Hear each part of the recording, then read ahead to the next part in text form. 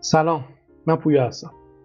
اصلا وای فای چیز خوبی نیست. وای فای یه سری امواج بسیار قوی هست که روی بدن ما تاثیرات منفی داره، مثل اختلال در خواب، میگرن های شدید، سقط جنین، ایجاد کیست های بدخیم و هزار تا مرض دیگه.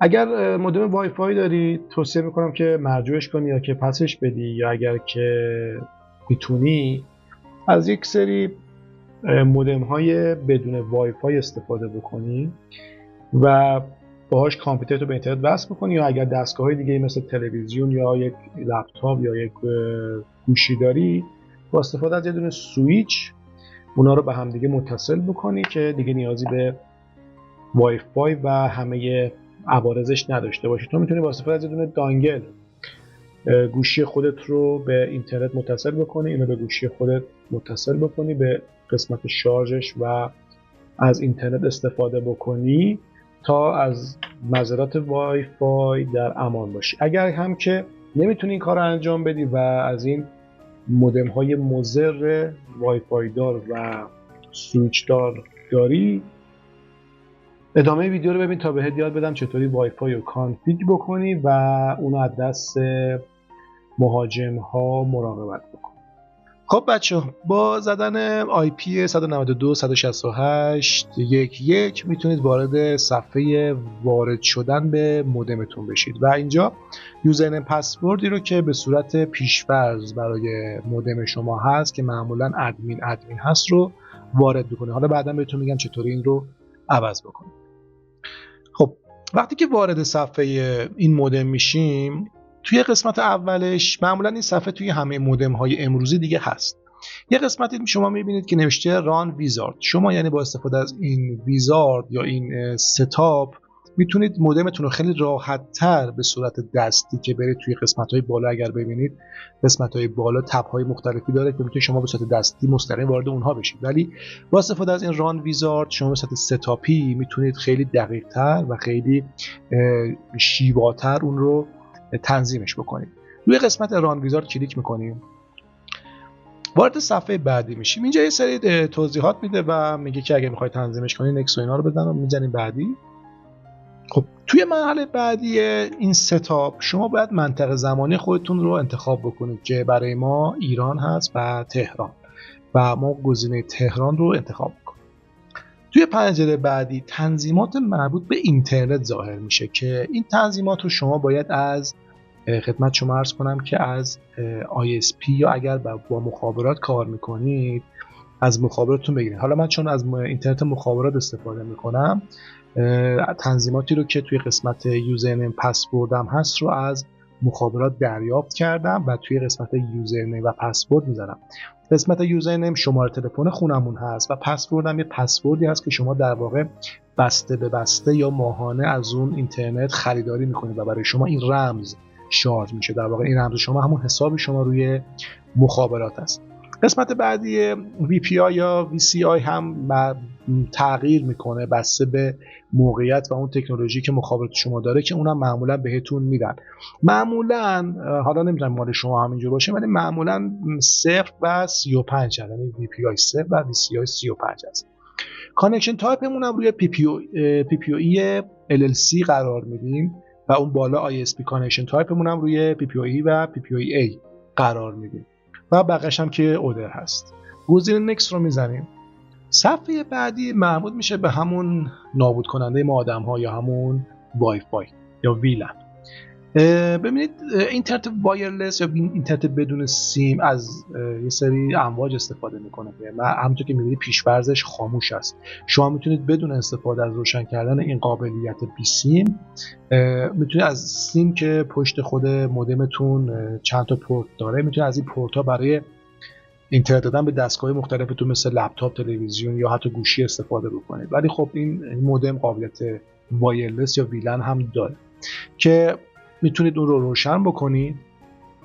خب روشنش کردین دیگه میتونید اینجا SSID یا همون نام شبکه ویلنتون رو، شبکه وایرلستون رو براش انتخاب بکنید. توی گزینه بعدی میتونید برید که آیا این شبکه برای همه در دسترس باشه یا اینکه نه فقط برای کسایی که رمز رو دارن در دسترس باشه. یعنی در واقع زمانی که میخواد یک دستگاهی رو بهش متصل بکنه از شما میپرسه که آیا شبکه مخفی هست یا نه. اگر شبکه مخفی نباشه که اون اسم SSID رو برای همه دستگاه‌ها به صورت قابل نمایش نشون میده و همه میتونن رو شریک کنن و یا حالا رمز رو وارد کنن. زمانی که شما برودکست SSID رو روایت نو قرار میدید، طرف باید این SSID رو هم بلد باشه، در واقع اون SSID براش نمایش داده نمیشه. گزینه بعدی گزینه اتنتیکیشن تایپ که شما باید روی همین مقدار قرارش بدید و گزینه بعدی رو هم روی همین مقداری که هست قرار بدید. قسمت پری شیرید که همون پسورد وای فای شما هست که باید وای فای رو بلد باشید یا جایی یادداشت بکنید که بتونید اون رو استفاده بکنید. بعد از اینکه این تنظیمات رو انجام دادید گزینه نکست رو میزنیم. بعد از اینکه گزینه نکست رو زدیم به ما میگه که این ویزارد یا این ستاپ تموم شد و با زدن دکمه سیو تنظیمات شما سیو میشه. بعد از اینکه کار ما با ستاپ تموم شد میایم توی قسمت اینترفیس ستاپ و سربگ وایرلس. یه سری تنظیماتی نسبت به همون شبکه ویلن یا وایرلسمون رو اینجا من بهتون توصیه میکنم که اگر دوست داشتین تغییر بدید.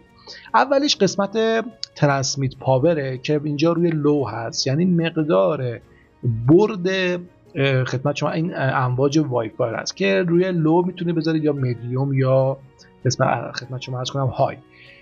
این شدت میزان این امواج مخرب رو کم و زیاد میکنه که فکر میکنم با تستی که من کردم هلوش تا 20-25 متر بردش رو افزایش میده. مثلا اگر داخل خونتون هستید میتونه طبقه بالایی هم از وای فای شما استفاده کنه، یا اگر برید داخل حیاط خونه یا اینکه برید داخل دم در خونه توی کوچه هم میتونید به وای فایتون متصل بشید. ولی اگر روی حالت لو باشه توی همون فضای اتاق، توی همون فضای خونه‌تون میتونید به اون دسترسی پیدا بکنید، را دیگه نهایتاً دیگه تا آشپزخونه یا اینجور جاها.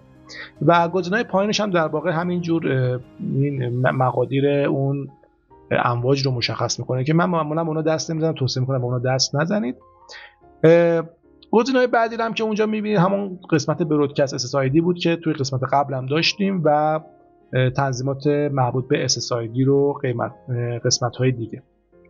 یه چیز دیگه که میخوام بهتون آموزش بدم و به نظر من خیلی کاربردی هست، دادن یک فیلتر به این شبکه‌مون هست که اگر میخواید که شبکه‌تون رو حالت برودکست باشه یا اینکه نباشه، شما نیاز دارید که از مهاجم‌ها جلوگیری کنید و نذارید که هر کسی به شبکه شما وارد بشه. یه فیلتری داریم اینجا از روی مک آدرس اون دستگاه شما میاد، فقط اجازه میده که دستگاه منحصر به فردی که شما در خونه استفاده میکنید با اون دسترسی داشته باشن. در واقع یه جورایی از شما از شبکه وایرلس مثل شبکه سیمی و وایر استفاده بکنید. این هم اینجوری است که شما استفاده از مک دستگاهتون رو که معمولا توی قسمت تنظیماتش میتونید پیدا بکنید. حالا اگر خواستید بگید من براتون توضیح بدم که چطوری میتونید مک دستگاه‌های مختلف رو پیدا بکنید و توی این قسمت وارد بکنید.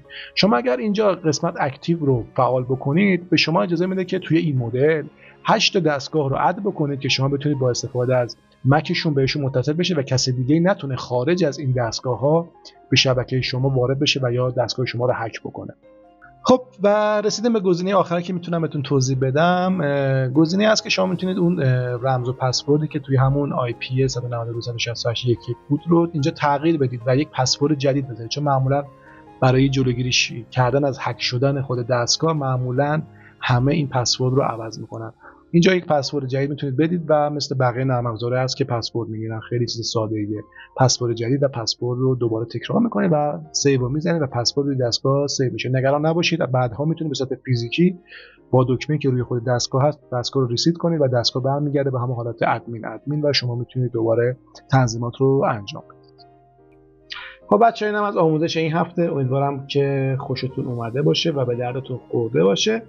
همونطور که گفتم تا اونجایی که میتونید از مودم های وای فای دار استفاده نکنید و از مودم های ساده و بدون وای فای استفاده بکنید.